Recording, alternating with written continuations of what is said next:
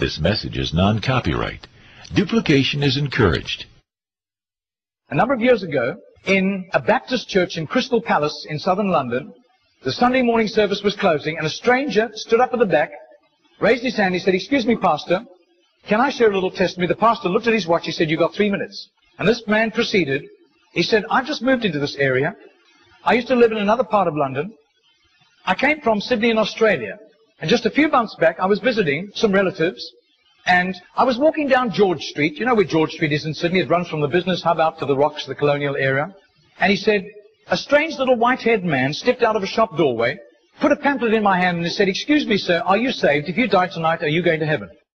He said, I was astounded by those words. Nobody had ever told me that. I thanked him courteously, and all the way on British Airlines back to Heathrow, this puzzled me. I called a friend who lived in this new area where I'm living now, and thank God he was a Christian. He led me to Christ, and I'm a Christian, and I want a fellowship here. And Baptists love testimonies like it. Everyone applauded and welcomed him into the fellowship.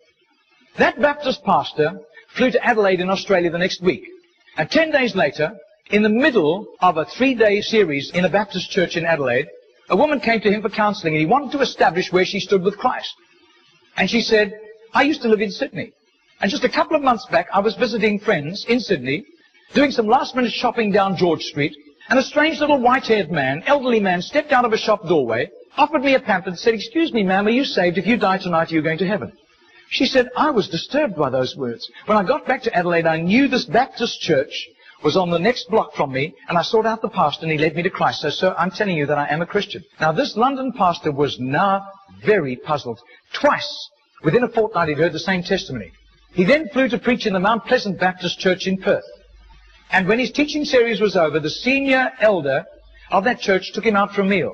And he said, "Mate, how'd you get saved?" He said, "I grew up in this church from the age of 15 through Boys Brigade. Never made a commitment to Jesus, just hopped on the bandwagon like everybody else. And because of my business ability, grew up to a place of influence. I was on a business outing in Sydney just 3 years ago, and an obnoxious, spiteful little man stepped out of a shop doorway, offered me a religious pamphlet, cheap junk, and accosted me with a question. 'Excuse me, sir, are you saved? If you die tonight, are you going to heaven?' He said, I tried to tell him I was a Baptist elder. He wouldn't listen to me. He said, I was seething with anger all the way home on Qantas to Perth. He said, I told my pastor thinking he would sympathize with me, and my pastor agreed. He had been disturbed for years, knowing that I didn't have a relationship with Jesus, and he was right. And my pastor led me to Jesus just 3 years ago."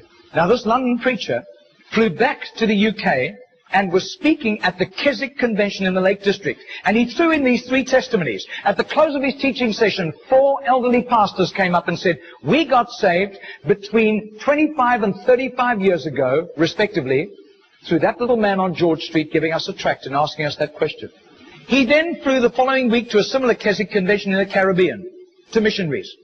And he shared the testimonies. At the close of his teaching session, 3 missionaries came up and said, "We got saved between 15 and 25 years ago, respectively, through that little man's testimony and asking us that same question on George Street in Sydney." Coming back to London, he stopped outside Atlanta, Georgia, to speak at a naval chaplains convention. And when his 3 days of revving these naval chaplains up, over 1,000 of them, in soul winning, the chaplain general took him out for a meal. And he said, "How did you become a Christian?" He said, "Well, it was miraculous. I was a rating on a United States battleship, and I lived a reprobate life. We were doing exercises in the South Pacific, and we docked in Sydney Harbour for replenishments. We hit King's Cross with a vengeance. I got blind drunk. I got on the wrong bus, got off in George Street, and as I got off the bus, I thought it was a ghost. This elderly, white-haired man jumped in front of me, pushed a pamphlet in my hand, and said, 'Sailor, are you saved? If you die tonight, you're going to heaven.' He said, the fear of God hit me immediately. I was shocked sober and ran back to the battleship, sought out the chaplain. The chaplain led me to Christ, and I soon began to prepare for the ministry under his guidance, and here I am in charge of over 1,000 chaplains, and we're bent on soul winning today." That London preacher, 6 months later, flew to do a convention for 5,000 Indian missionaries in a remote corner of northeastern India, and at the end, the Indian missionary in charge, a humble little man, took him home to his humble little home for a simple meal. And he said, "How did you, as a Hindu, come to Christ?" He said, "I was in a very privileged position. I worked for the Indian diplomatic mission. And I travel the world, and I am so glad for the forgiveness of Christ and His blood covering my sin, because I'd be very embarrassed if people found out what I got into. He said, one bout of diplomatic service took me to Sydney. And I was doing some last-minute shopping laden with parcels of toys and clothing for my children, walking down George Street.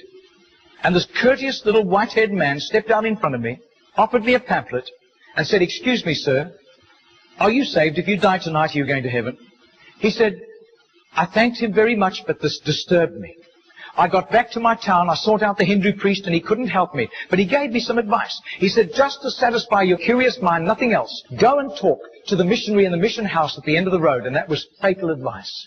He said, because that day the missionary led me to Christ. I quit Hinduism immediately and then began to study for the ministry. I left the diplomatic service, and here I am, by God's grace, in charge of all these missionaries, and we are winning hundreds of thousands of people to Christ. Well, 8 months later, that Crystal Palace Baptist pastor was ministering in Sydney, in Gymea, southern suburb of Sydney. And he said to the Baptist minister, do you know a little man, an elderly little man who witnesses and hands out tracts on George Street? And he said, I do. His name is Mr. Genor, G-E-N-O-R. But I don't think he does it anymore. He's too frail and elderly. The man said, I want to meet him. 2 nights later, they went around to this little apartment, knocked on the door, and this tiny, frail little man opened the door. He sat them down, made them some tea, and he was so frail he was slopping tea into the saucer as he shook. And as he sat with them, this London preacher told him all these accounts over the previous 3 years. This little man sat with tears running down his cheeks. He said, my story goes like this. He said, I was a rating on an Australian warship, and I lived a reprobate life, and in a crisis, I really hit the wall, and one of my colleagues, whom I gave literal hell, was there to help me.